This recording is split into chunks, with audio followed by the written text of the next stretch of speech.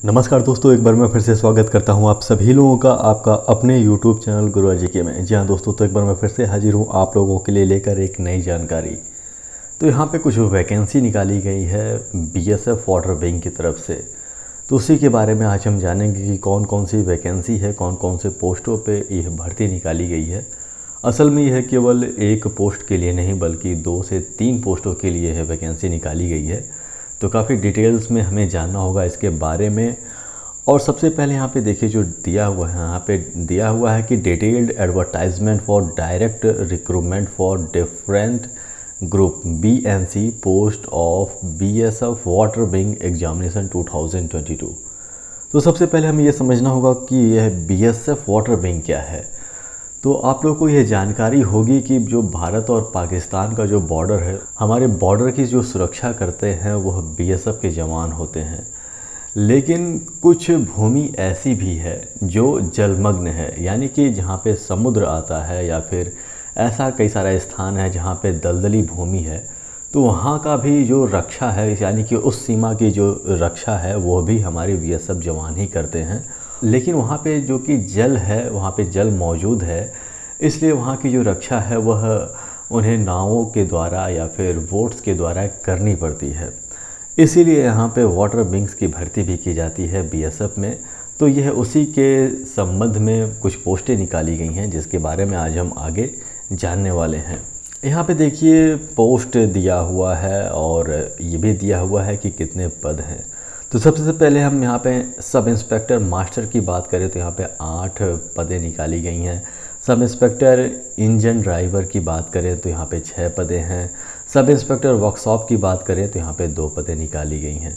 उसी के साथ हम बात करें हेड कांस्टेबल मास्टर की तो यहाँ पे 52 पदें। उसके बाद हेड कांस्टेबल इंजन ड्राइवर की 64 और हेड कांस्टेबल वर्कशॉप की बात करें तो यहाँ पे देखिए वर्कशॉप में कई सारे हेड कांस्टेबल हैं, जैसे कि मैकेनिक हो गया, फिर इलेक्ट्रीशियन, फिर AC टेक्नीशियन, इलेक्ट्रॉनिक्स मैकेनिस्ट हो गया, कारपेंटर, प्लम्बर। तो टोटल मिलाकर यहाँ पे हेड कांस्टेबल वर्कशॉप की जो पोस्टों की संख्या है वह 19 है। वहीं हम बात करें कांस्टेबल क्रू की तो यहाँ पे 130 पदें उनकी निकाली गई हैं। यदि टोटल वैकेंसीज़ की बात करें तो यहाँ पे देखिए 281 पद यहाँ पे निकाले गए हैं। यानी कि सामान्य रूप से बात किया जाए तो यहाँ पे SI की हो गई, हेड कांस्टेबल की हो गई और कांस्टेबल तीनों की भर्ती निकाली गई है।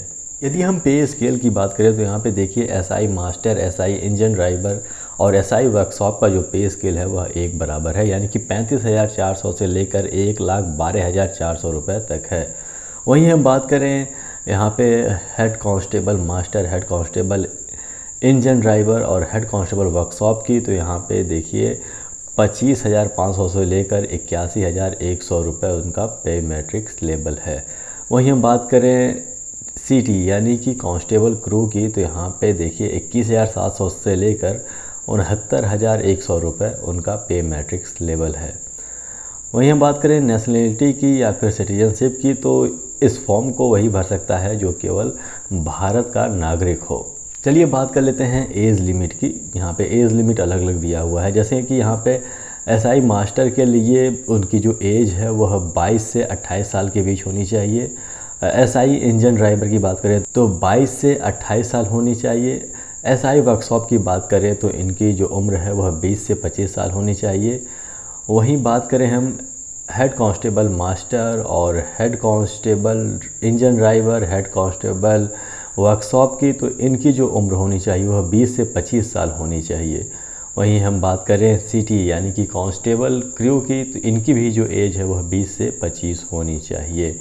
यहाँ पे ज़्यादा समय मिल रहा है SI मास्टर और SI इंजन ड्राइवर को, जिसकी एज 22 से 28 साल मांगी गई है। लेकिन हम बात करें SI वर्कशॉप की तो उनकी जो एज है वह कम कर दी गई है, इनकी जो एज है वह 20 से 25 साल ही मांगी गई है। यहाँ पे कुछ छूट भी मिलेगा, जैसे कि SC ST को 5 साल की, OBC को 3 साल की यहाँ पे छूट मिलेगी एज में। चलिए बात कर लेते हैं अलग अलग पोस्टों के एजुकेशन क्वालिफ़िकेशन की।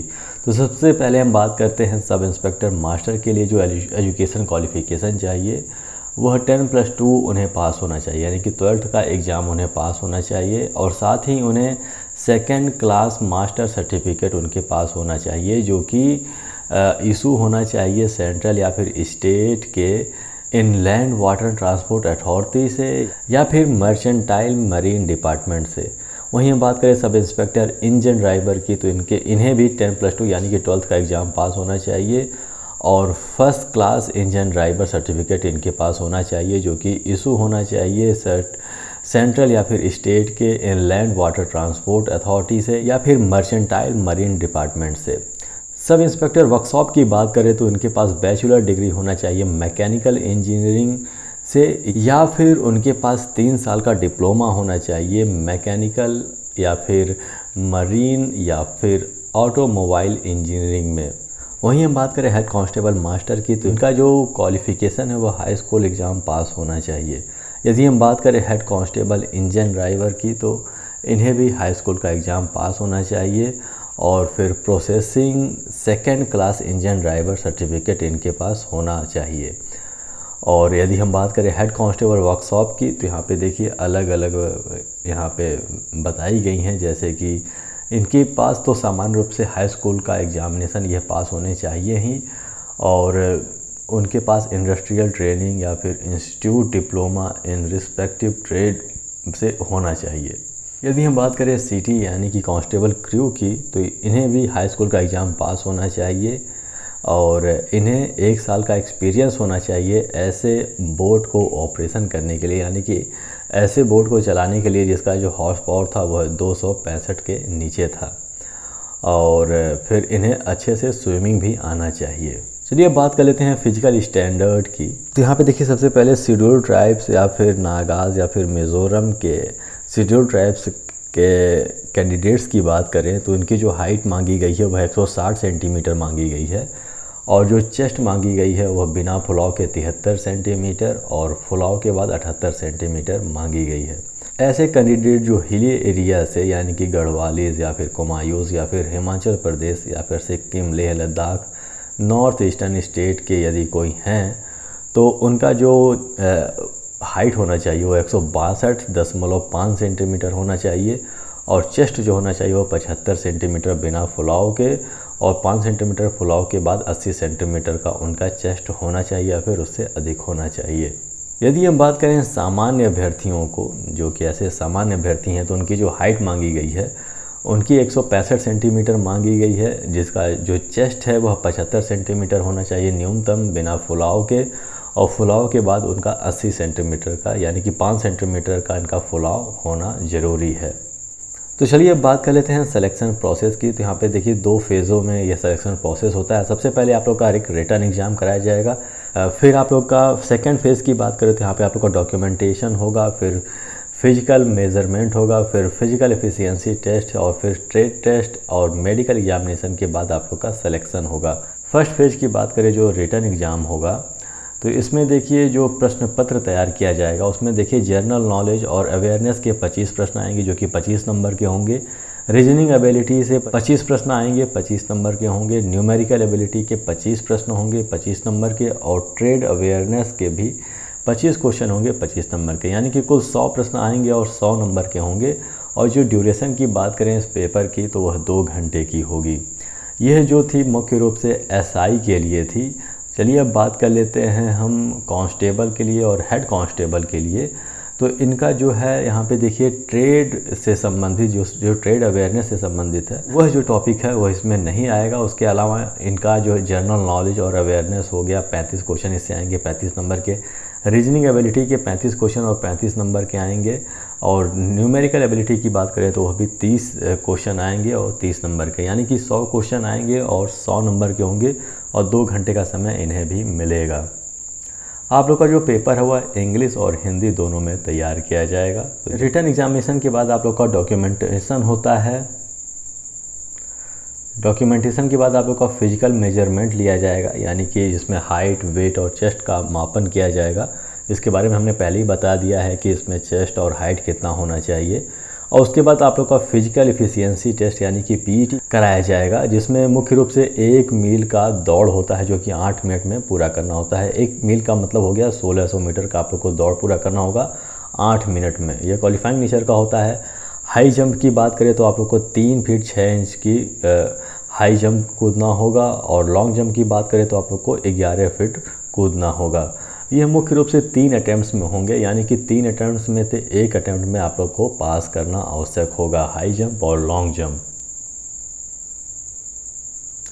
फिर आप लोग का ट्रेड टेस्ट होता है। ट्रेड टेस्ट मुख्य रूप से ऐसे अभ्यर्थियों का होगा जो किसी विशेष ट्रेड से इस फॉर्म को भर रहे हैं, तो उससे संबंधित इसमें कुछ परीक्षाएं होती हैं जिसे आप लोग को पास करना आवश्यक होता है। फिर आप लोग का मेडिकल एग्जामिनेशन हो जाएगा और फिर आप लोग का सिलेक्शन कर लिया जाएगा इन पदों के लिए। यदि हम बात करें इस फॉर्म को कैसे भर सकते हैं, तो इस फॉर्म को आप केवल ऑनलाइन भर सकते हैं, ऑफलाइन माध्यम से आप इस फॉर्म को नहीं भर सकते हैं, केवल ऑनलाइन माध्यम से। जैसा कि यहाँ पे वेबसाइट दिया हुआ है rectt.bsf.gov.in के माध्यम से आप इस फॉर्म को भर सकते हैं, और जो कि 30/5/2022 से यानी कि 30 मई 2022 से आप लोग इस फॉर्म को भर सकते हैं, और इसका जो लास्ट डेट है वह 28 जून 2022 है। तो इसके बीच में आप लोग जाकर इस फॉर्म को भर सकते हैं। तो दोस्तों, यह जो डिटेल्ड नोटिफिकेशन जारी किया गया था बीएसएफ के लिए, इसके बारे में हमने जानकारी प्रदान की आप लोगों को। आशा करता हूँ ये वीडियो आप लोग को समझ में आया होगा और पसंद भी आया होगा। यदि अच्छा लगा यह वीडियो तो इसे लाइक कर दीजिएगा, हमारे चैनल को सब्सक्राइब कर दीजिएगा और बेल आइकन भी प्रेस कर दीजिएगा, ताकि जब हम नई वीडियो लेकर आएँ तो उसकी जानकारी आपको हो सके। यदि किसी प्रकार का कन्फ्यूजन हो इस वीडियो के संदर्भ में तो आप कमेंट के माध्यम से वह पूछ सकते हैं। यदि उसकी जानकारी हुई तो उसकी जानकारी अवश्य दी जाएगी। तो हमारे साथ बने रहने के लिए बहुत बहुत धन्यवाद। मिलते हैं अपने अगले वीडियो में।